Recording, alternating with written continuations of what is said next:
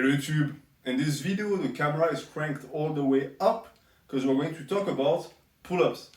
Now, I personally believe that pull-ups are one of the most essential movement patterns if you want a big aesthetic back as a natural bodybuilder.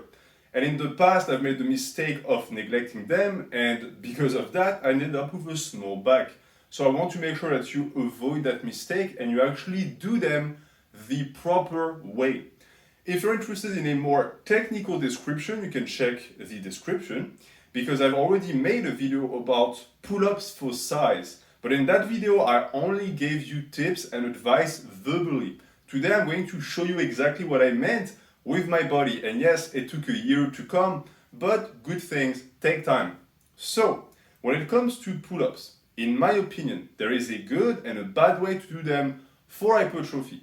And I'm not going to talk about anything else but hypertrophy in this video. I'm not a calisthenic athlete. I do not care about performance. I do not compete in pull-ups competitions. And therefore, I do them the way that works the best for me and for most people, I believe. And that way is with a measured range of motion, a controlled negative, and an intent. When you do a lift, you need to have an intent. And when you do pull-ups, that intent is primordial because many people start doing pull-ups without that, and therefore they do them for a long time without getting any real results because their mind is not in the right place. Let me tell you exactly what I mean by this. When you do pull-ups, you want to pull with your back. That is a given.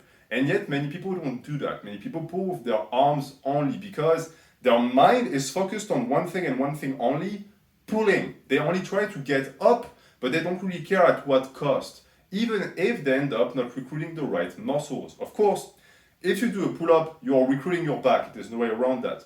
But there are techniques that are going to hyphen that. So, before you even do pull-ups, even if you somehow have the ability to, I want you to do one thing. You're going to find your pull-up bar. You're going to get in position. And before you actually do the movement, I want you to be able to actually use the right muscles. And to be able to use the right muscles, you're going to do a dead hang and you're going to retract your scapula.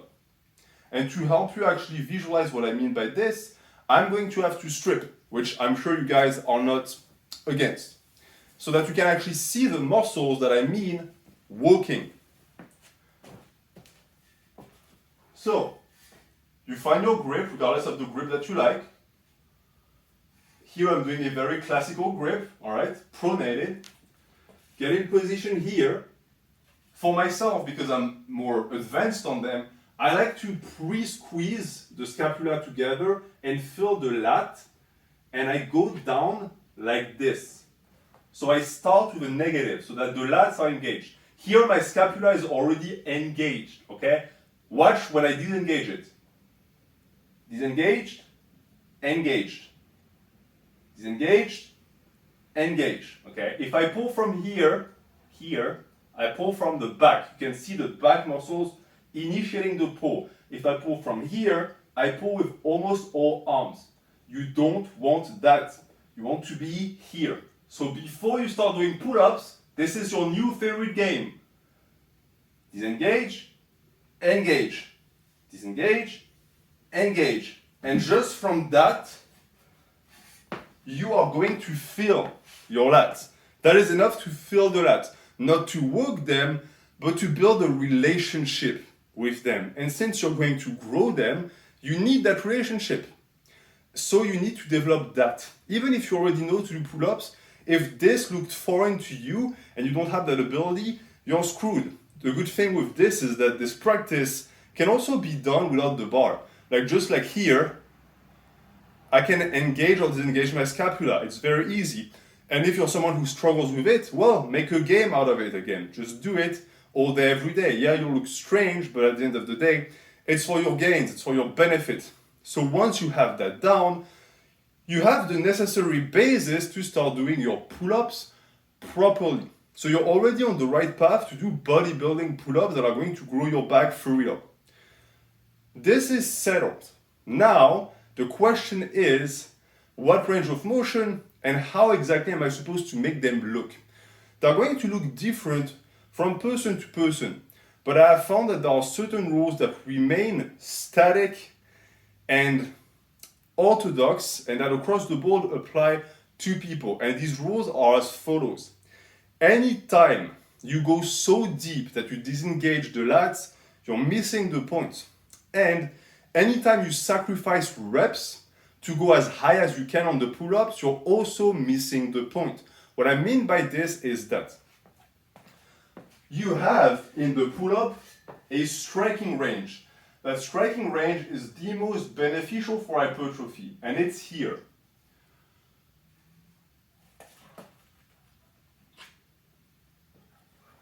From here to here. That is the most important part of the pull-up. And that is for one simple reason. This is where the lat is working the hardest. At the bottom, it is, yes, maximally stretched, but the reversal happening at the bottom brings you back into the positive. So if you go any deeper than that, and you're just dangling from your arms, you're not getting any benefit from that. And on top of that, you might endanger the rest of the set, because now the scapula is disengaged. And I see many people, they start doing pull-ups, and the first rep is with their back, and the rest they're just banging it out with arms and rebounding. That's not going to cut it if you want to get bigger. So what I advise also to do is do it like I do. The problem with many people is that they start at the bottom because they think that that way it's a proper pull-up. You're not competing. No one is counting the reps. It's for you that you're doing that to get bigger. So start at the top. Do what I do. Select your grip. Squeeze, engage the back at the top because the back needs to be engaged at the top also. And as you go down, feel the lats stretch, never let them disengage. And from here, you pull and you stop there. And you repeat that here. Okay? If you want to go higher, you can. I'm not opposed to that. But if you do a test, an experiment, and you realize that going higher is, my apologies, is actually hurting your reps, then there's no point. It's always going to be better to do 8 pull-ups the way I just did them than doing 4 with the full range of motion, always. You cannot argue against that. Because if you do, that would mean that you believe that that top portion of the range of motion, or the last are almost disengaged, is more important than 4 whole reps, and that's simply not true.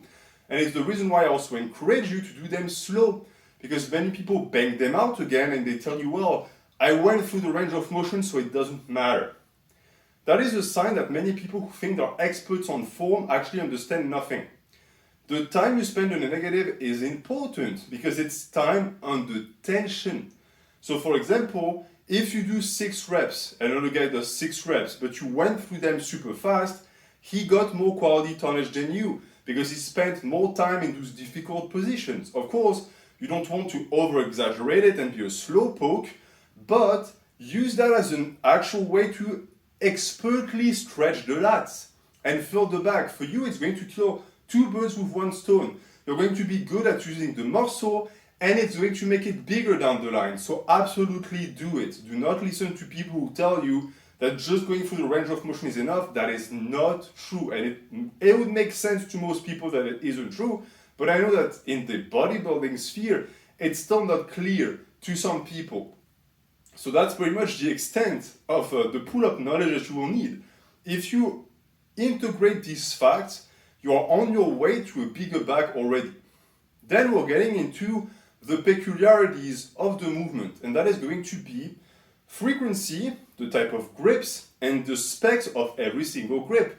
Because what I showed you here is pronated, but there are many other grips, and I actually encourage you to try all types and to rotate them in your training, because the big limiting factor for most people on pull-ups is injuries. And many people would actually never believe that, because it's just a calisthenic movement. Well, yeah, calisthenics are very easy on the body, but it's still tension.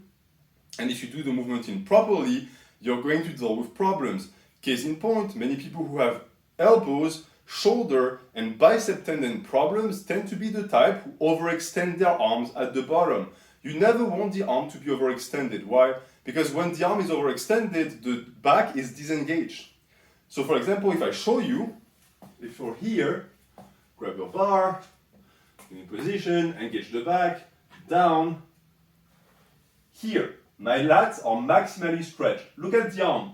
They're not fully stretched or extended. There's a slight bend. Because if I go here,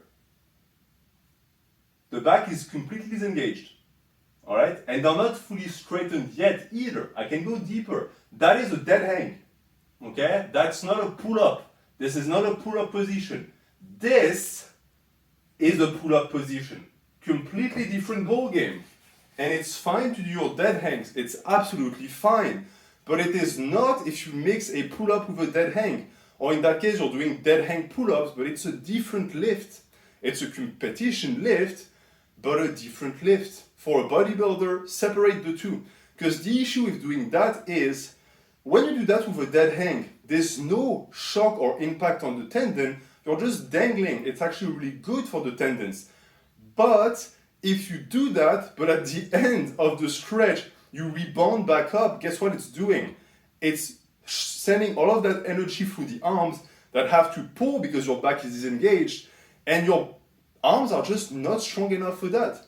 So for all of the people who complain about elbow pain, tendon pain when they do pull-ups, it's not the pull-ups doing that unless you're very heavy. It's you. It's the way you do them. I do pull-ups every single day. I do between 40 and 60 pull-ups every single day with weights, and I never have tendon pain. Quite the opposite, because I do them the right way in the right range of motion. So start adopting this technique and then come back to me. You'll see that you're going to be cured, quote unquote. So that's for that.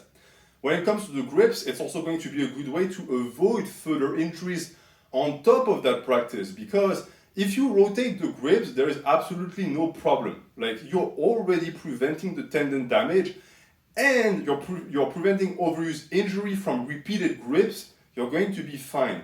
I personally do all grips. I do neutral, I do chin-ups, and I do pronated.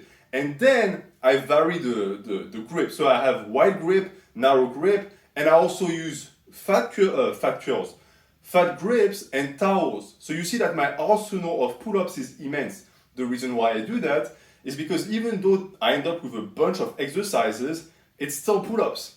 So it doesn't change anything. The variation is how intense is it on the grip, on the forearm, on the bicep, etc. But at the end of the day, it's a vertical pull. And it's the reason why I get to do them every day, is because I'm not just banging again and again the same lift, I'm adding variations. And that is truly the way to go. So if you're just a complete noob, then in this case, yes, just pick one or two grips. I would say most people would do well with pronated and chin-ups, and then expand from there. Try your options. On top of that, it's going to make it fresh. For me, I love pull-ups, so it's not an issue, but I know that some people would get bored of them. And so I recommend in this case that you actually give yourself options and different things to try so that it's always exciting. Because if you do pull-ups and you progressively overload and you do more and more reps, on the span of 10 years, your back is going to look ridiculous.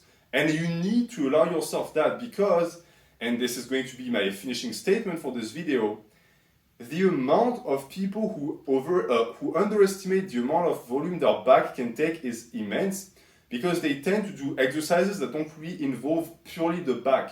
But if you do pull-ups the way I showed, that's all back. That's it. A tiny involvement of the bicep on the chin-up, but that is it. And so you're going to be able to really feed volume to the back without any intervention from any other muscles. And guess what? That's how you get it really, really big. Most people who train back once or twice a week have small backs. Why? Because they never have the chance to just feed it ridiculous amounts of volume. That is the solution. That type of pull-up is the way to go. And so just to end on a demonstration again, so that you can see it from the front, if from the back is a little bit confusing for you guys, this is again what they would look like. So you take your grip, okay, settle your back, let yourself go down with it. So here my lats are stretched, the arms are still bent, and from here, I pull.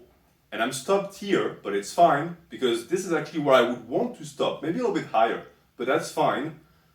Go down again, here, and this is all that's all I feel. If you're more advanced, you can start actually bending backward like this, and try to go higher like this, and see if you can actually touch your chest. All of that is all good, but since the light has decided that this video is over, I shall obey.